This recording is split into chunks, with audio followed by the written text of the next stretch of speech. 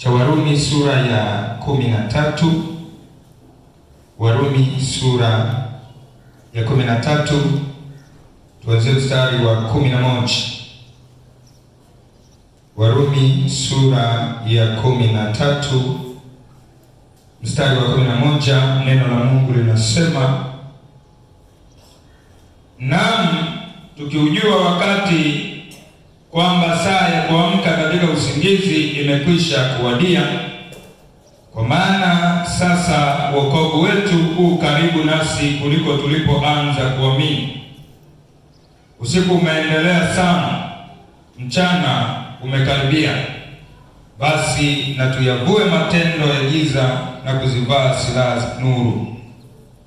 Kama ilivyohusika na mchana, na tuenende kwa adabu, si kwa ulafi na ulevi, si kwa ufisadi na uasherati, si kwa ugomvi na wivu, bali mvaeni Bwana Yesu Kristo, wala msiuangalie mwili hata kuwasha tamaa zake. Bwana Yesu asifiwe. Tuko katika kipindi ambacho ni cha hatari. Bwana asifiwe. Tuko katika kipindi ambacho ni cha hatari. Dunia ina mambo mengi, lakini wewe kama mwana wa Mungu unatakiwa, unapoyaona mambo ya namna hii, ujue ni wakati wa kuamka kutoka usingizini.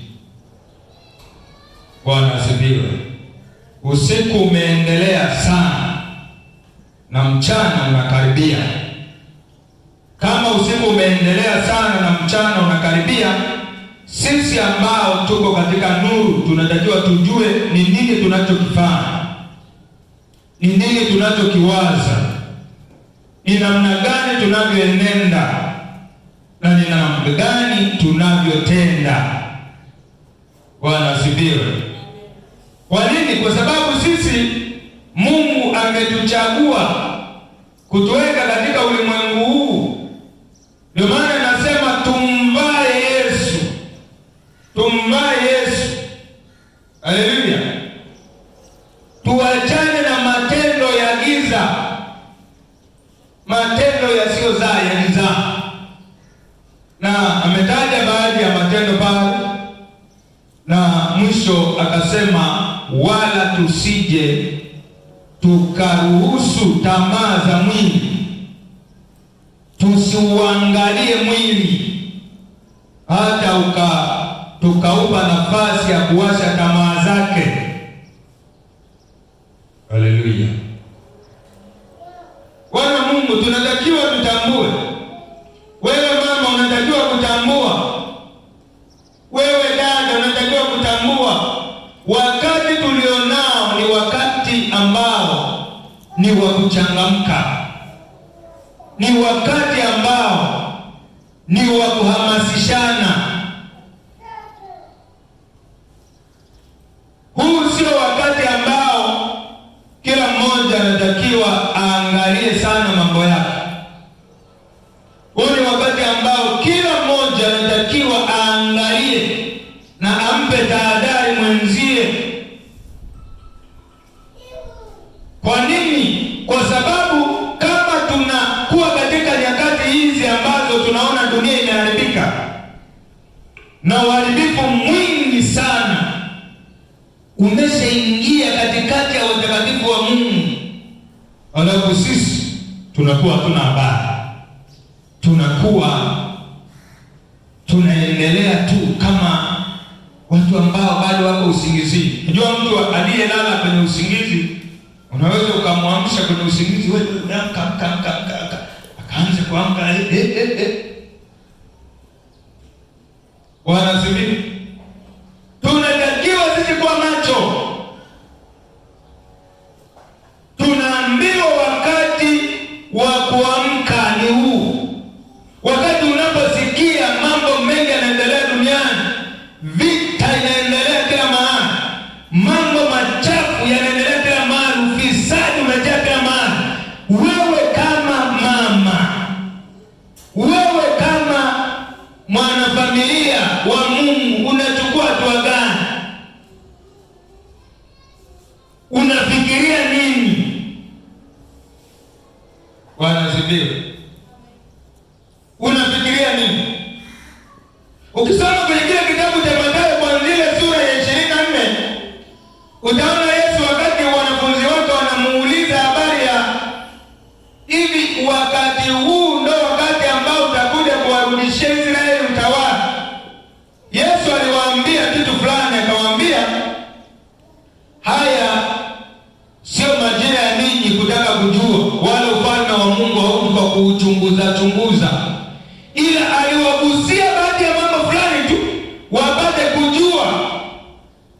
Akawaambia kutatokea matetemeko, na tangu 2005, 6 na 7 hivi yalipita matetemeko ya nchi mengi sana. Bwana asifiwe. Mengi sana, mpaka sehemu nyingine magorofa yakapasuka, mengine yakadondoka. Hivi unapojaribu kuoanisha wewe mtu wa rohoni kile alichokuwa amekisema Yesu na haya ambayo yanatokea, wewe unachukua hatua gani? Anasema atatokea ufalme, utaenda kupigana na ufalme mwingine, taifa litaenda kupigana na taifa lingine. Alafu sisi tunapoyaona haya tunachukulia kawaida, yani bado tumelala, yani bado tunataka tufanane nao.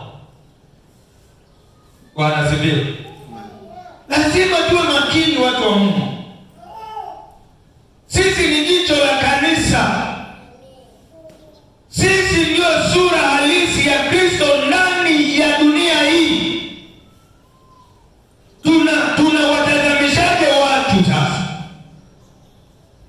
Tunawaonyeshaje watu ambao wako huko gizani namna ambavyo ulimwengu huu unaendelea, na sisi tunachukua hatua gani ili wao nao washtuke? Kwa sababu tusiposhtuka sisi kwanza, utategemea kwamba wao watashtukaje wakati wao wako gizani. Bwana asifiwe. Lazima ifike mahali pa kujua maagizo yetu tuliyoagizwa na Kristo yapi. Ni nini tulichoagizwa tukifanya? Tangu siku ile wewe ulipopokea wokovu mpaka leo. Maana nasema wakati tulionao sasa, wokovu wetu uko karibu nasi kuliko tulivyoanza. Je, wewe unafikiri tangu kipindi ulipookoka mpaka leo unajifananishaje? Uko vile vile? Unaona bado unaendelea vile vile ulivyokuwa, au kuna kiwango umeenda? Na kama kuna kiwango umeenda, hicho kiwango kinawatazamishaje wale ambao wanahitaji nao kuja? Maana Yesu anasema wako kondoo wengine ambao sio waziziri, ambao nao imewapasa kuwaleta ili wawe katika zizi moja, wawe na mchungaji mmoja. Bwana asifiwe. Bwana asifiwe. Unachukuliaje? Unapoona watu wa Mungu wanafika mahali wanaanza kuishi kanuni ya dunia, desturi ya dunia, wewe unachukuliaje?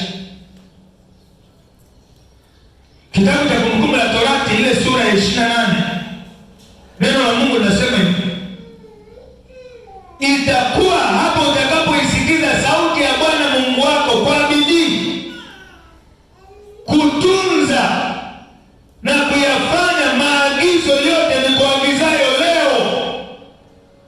Kumbe kila itwapo leo kuna maagizo ambayo tunayapokea kutoka kwa Mungu, lakini tunayafanyia kazi au tunakuwa watazamaji tu, tunakuwa wasikiaji tu, na tukiisha kusikia linapita huku linatokea kule? Bwana asifiwe. Wewe unafikiri kwamba Mungu anatuchukuliaje sisi kama watoto wake, kama wana wa nuru? Sasa ametuchagua sisi tuwe nuru ili tuwaangazishe nuru wale wengine walio gizani.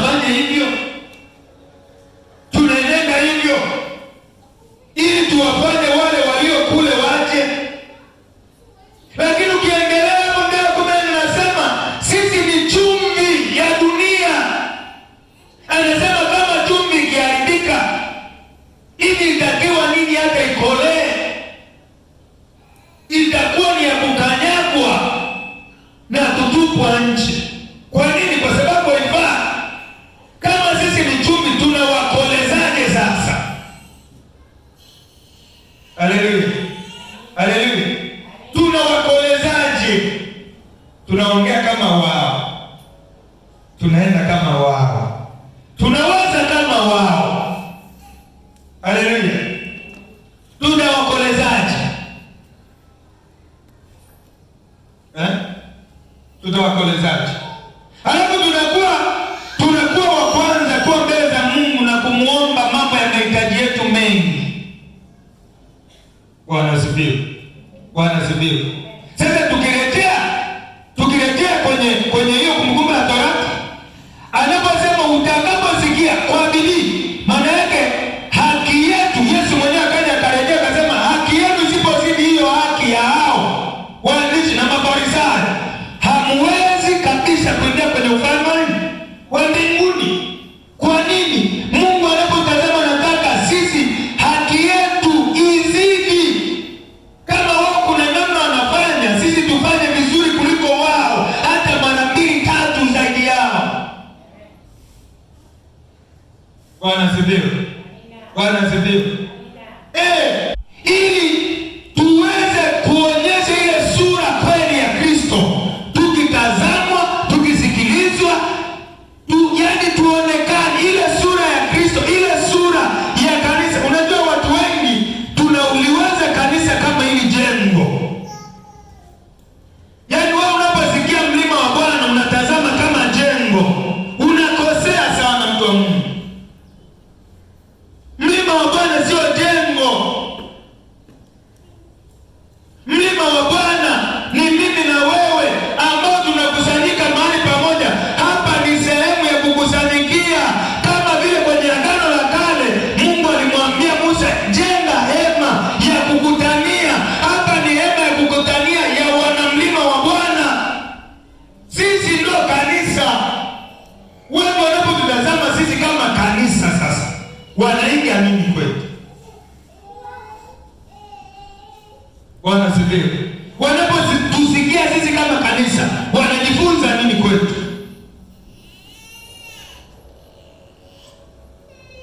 Wanapotutazama kwenenda kwetu, wanajifunza nini? Bwana asifiwe. Bwana asifiwe. Yaani tusitengeneze uhalisia wa kanisa wakati tukiwa hapa. Haleluya. Kuanzia leo, yaani uanze kuelewa kwamba kanisa ni wewe, na iwe uko hapa au uko mahali pengine, lakini wewe unatazamwa kama sura ya Kristo, kama mfano wa Kristo. Bwana asifiwe.